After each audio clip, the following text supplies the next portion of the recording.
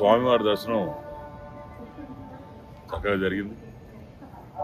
స్వామివారికి వస్త్రం ఇవ్వడం జరిగింది.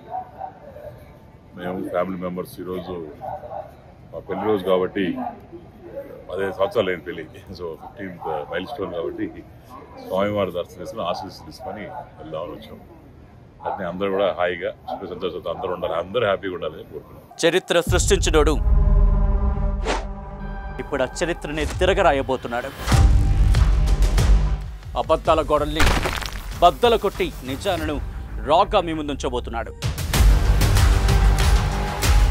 నిజమైన వార్తల కోసం వెంటనే డౌన్లోడ్ చేసుకోండి రా యాప్ని.